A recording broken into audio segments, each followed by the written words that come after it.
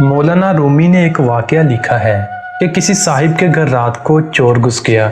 साहिब खाना की आंख खुली, रात की तारीकी में उठकर इधर उधर देखा, कुछ नजर न आया, फिर बिस्तर पर जाकर लेट गया। चोर ने देखा कि साहिब खाना सो गया है तो वो थोड़ा सा आगे बढ़ा, मगर किसी चीज से टकरा गया।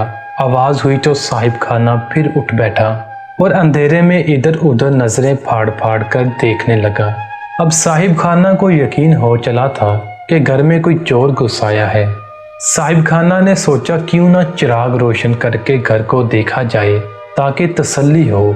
अब साहिब खाना ने करीब रखे चिराग को जलाने के लिए पत्थरों को रगड़ा। पहले जमाने में 2 पत्थरों को थोड़ी सी रुई पर रगड़ते, पत्थर रगड़ने से चिंगारी रुई पर गिरती, पत्थर रगड़ने से चिंगारी रुई पर गिरती। इस तरह बार बार पत्थरों को रगड़ा जाता। जब 8-10 चिंगारियां रुई पर गिरती तो रुई दहकने लगती, फिर उस रुई को फूंके मारते तो रुई आग पकड़ लेती। इस तरह आग चलाई जाती थी। अब जब साहिब खाना ने आग जलाने के लिए पत्थरों को रगड़ना शुरू किया तो चोर समझ गया कि साहिब खाना क्या करना चाहते हैं। लिहाजा चोर दबे पांव आकर साहिब खाना के सामने बैठ गया।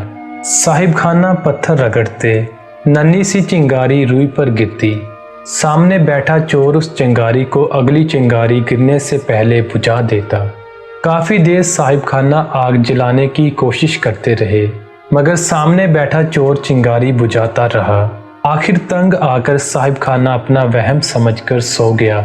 सुबह उठा तो पता चला सारा घर लुट चुका है।